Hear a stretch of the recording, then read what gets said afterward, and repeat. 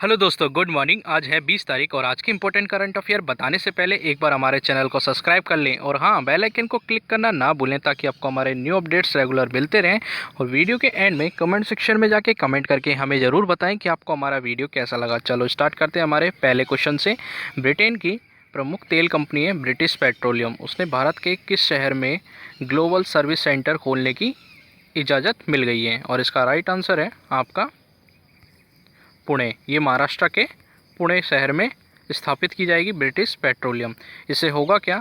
इससे लगभग 2000 लोगों को रोज़गार मिलेगा और ये है क्या, पूरे विश्व के लिए बीपीओ और एडवांस एनालिटिक्स कैपेबिलिटी जैसी सेवाएं भी प्रदान करने का काम करेगा।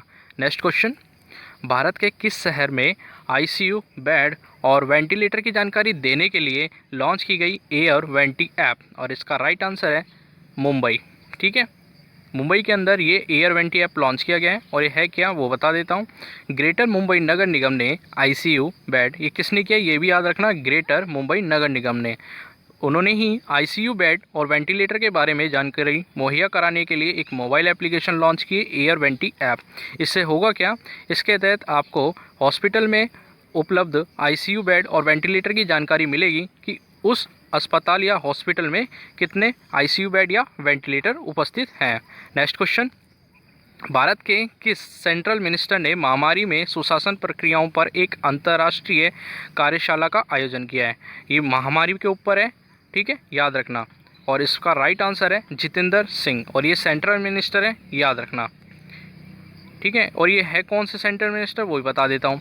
केंद्रीय कार्मिक, लोक शिकायत और पेंशन राज्य मंत्री हैं जितेंद्र सिंह। ठीक है, इन्हीं के द्वारा good governance practices in a pandemic for international civil servant, मतलब अंतर्राष्ट्रीय प्रशासनिक अधिकारियों के लिए एक महामारी में सुशासन प्रक्रियाओं पर एक अंतर्राष्ट्रीय कार्यशाला का उद्घाटन किया है।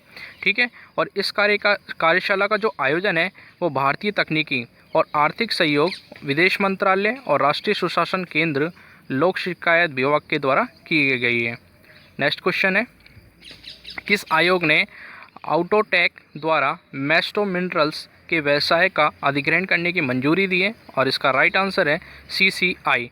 सीसीआई का फुल फॉर्म याद रखना, कंपटीशन कमीशन ऑफ इंडिया, मतलब भारतीय प्रतिस्पर्धा आयोग। ठीक है, इसके बारे में कुछ बता देता हूँ। ठीक है, भारतीय प्रतिस्पर्धा आयोग के द्वारा मैस्टो मिनरल्स के खनिज व्यवसाय का अधिग्रहण करने के लिए मंजूरी दी है भारतीय प्रतिस्पर्धा आयोग ने। ठीक है, नेक्स्ट क्वेश्चन। किस बैंक ने घोषणा की है कि वो अपनी सभी लोन प्रक्रिया को पूरी तरीके से डिजिटल बना देगा? और इसका राइट आंसर है बीओबी, मतलब बैंक ऑफ बड़ौदा। ये भारत का तीसरा सबसे बड़ा ऋणदाता है बैंक ऑफ बड़ौदा। इन्होंने ही अपने ऋण देने की जो पूरी प्रक्रिया है उसको पूरी तरीके से डिजिटल करने का फैसला किया है, जिससे होगा क्या कि होम, कृषि, सूक्ष्म, लघु और मध्यम उद्यम, पर्सनल और ऑटो लोन शामिल हैं। ठीक है, और हाल ही में इससे पहले और बैंक है, इस बैंक के अंदर दो बैंक थे, विजया बैंक और देना बैंक, इन दोनों का विलय इसके अंदर हुआ है। कौन से बैंक के अंदर? बैंक ऑफ बड़ौदा के अंदर विजया बैंक और देना बैंक का विलय हो चुका है, इसलिए ये अब तीसरा सबसे बड़ा बैंक है, bank of Baroda. Bank of Baroda के बारे में कुछ और ही बता देता हूँ कि इसका जो मुख्यालय है वो है गुजरात के बड़ोदरा में, और इसके जो एमडी और सीईओ हैं उनका नाम याद रखना, इंपॉर्टेंट है, संजीव चड्डा। और जो इसका टैगलाइन है ये भी इंपॉर्टेंट है, कई बार आ जाता है, भारत का अंतर्राष्ट्रीय बैंक। Next question.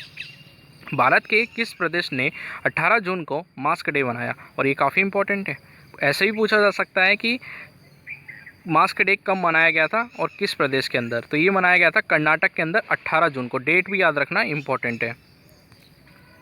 ठीक है, इसके अलावा मैं एक और बात बता देता हूँ, जो कर्नाटक है, कर्नाटक के मुख्यमंत्री के बारे में बता देता हूँ। कर्नाटक के मुख्यमंत्री हैं वीएस येदियुरप्पा और राज्यपाल हैं वजुभाई वाला। ये इंपॉर्टेंट था इसलिए बता दिया। Next question. ICICI home finance company limited ने कौन सी अफोर्डेबल हाउसिंग लोन योजना का शुभारंभ किया है? और इसका राइट आंसर है सरल नाम से एक योजना शुरुआत करी है, और ये किस बैंक ने की है? ICICI home finance company limited ने। ठीक है, इसमें होगा क्या वो भी बता देता हूँ मैं। ICICI home finance company limited ने शहरी और ग्रामीण क्षेत्रों के लिए एक विशेष किफ़ायती होम लोन स्कीम सरल लॉन्च की है। ठीक है, और इस योजना का जो लाभ है वो महिलाओं, निम्न और मध्यम आय वाले जो ग्राहक हैं, आर्थिक रूप से जो कमज़ोर वर्ग हैं, उनको मिलेगा। और इसकी अधिकतम आय तय की गई है 6 लाख रुपए। ये भी इम्पॉर्टेंट है, याद रखना।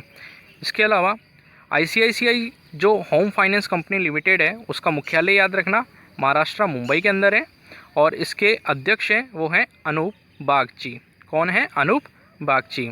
और जो इसके एमडी हैं प्रबंध निदेशक और मुख्य कार्यकारी अधिकारी वो हैं अनिरुद्ध कमानी। ये भी याद रखना, ये भी इम्पोर्टेंट है। ये सीईओ हैं, ठीक है, ICICI home finance company limited के अनिरुद्ध कमानी। नेक्स्ट क्वेश्चन है हमारा, किस देश के राजनयिक वॉल्कन वॉस्किर को यूनाइटेड नेशन महासभा के 75वीं संयुक्त राष्ट्र महासभा का अध्यक्ष चुन लिया गया है? और इसका राइट आंसर है तुर्की। ये तुर्की के राजनयिक हैं वॉल्कन वॉस्किर, नाम याद रखना। इससे 3 क्वेश्चन बन रहे हैं। एक तो यूनाइटेड नेशन महासभा की कौन सी बैठक थी ये 75वीं थी, ठीक है। और ये जो वॉल्कन वॉस्किर हैं राजनयिक, ये किस देश के हैं? वो हैं तुर्की के। इसके अलावा कुछ एक्स्ट्रा फैक्ट्स हैं वो भी आपको मैं बता देता हूँ। संयुक्त राष्ट्र महासभा का जो मुख्यालय है वो है अमेरिका के न्यूयॉर्क में। संयुक्त राष्ट्र महासभा के जो संस्थापक वो हैं संयुक्त राष्ट्र, और महासभा की जो स्थापना हुई थी वो हुई थी 1945 में। नेक्स्ट क्वेश्चन, कौन सा देश अभी संयुक्त राष्ट्र सुरक्षा परिषद का अस्थायी सदस्य बन गया है? ठीक है, और इसका राइट आंसर है भारत। भारत अभी हाल ही संयुक्त राष्ट्र सुरक्षा परिषद का अस्थायी सदस्य चुना गया है। ठीक है, और इसके बारे में कुछ एक्स्ट्रा फैक्ट्स है वो बता देता हूँ आपको मैं। भारत संयुक्त राष्ट्र सुरक्षा परिषद में अस्थायी सदस्य के रूप में शामिल हो गया है।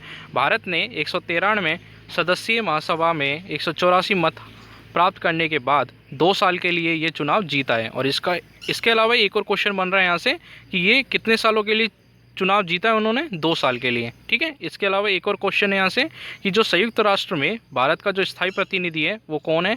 TS तिरुमूर्ति। इंपॉर्टेंट है, याद रखना। ठीक है, नेक्स्ट क्वेश्चन है, HDFC अर्गो ने pay as you fly insurance launch करने के लिए किसके साथ साझेदारी की है? इंपॉर्टेंट क्वेश्चन है, याद रखना। और इसका राइट आंसर है ट्रोपोगो। ठीक है, इसके बारे में कुछ एक्स्ट्रा फैक्ट्स हैं वो आपको मैं बता देता हूँ। HDFC Ergo general insurance company है ये, जिन्होंने भारत के ड्रोन मालिकों के लिए भारत का पहला पे एज यू फ्लाई नामक इंश्योरेंस लॉन्च करने के लिए यूनाइटेड किंगडम स्थित टेक ट्रोपोगो लिमिटेड के साथ साझेदारी की है। ठीक है, इंपॉर्टेंट क्वेश्चन था, याद रखना। और जो HDFC Ergo general insurance company के जो MD मैनेजिंग डायरेक्टर और CEO हैं रितेश कुमार, और इसका जो मुख्यालय है वो याद रखना महाराष्ट्र के मुंबई शहर में है। ठीक है, आज के लिए इतना ही था। Thank you so much. हमारे चैनल पर एक बार सब्सक्राइब जरूर कर लें, और हाँ, बेल आइकन को क्लिक करना ना भूलें ताकि आपको हमारे न्यू अपडेट्स रेगुलर मिलते रहें। और मैंने इसका जो PDF लिंक है वो डिस्क्रिप्शन में डाल दिया है, आप हमारे टेलीग्राम चैनल पर जाकर विजिट भी कर सकते हैं। इसके अलावा मैंने फेसबुक पेज और टेलीग्राम पेज का लिंक भी डाल दिया है, आप वहाँ जाकर भी विजिट कर सकते हैं और हमारे चैनल को ज्वाइन कर सकते हैं। Thank you so much.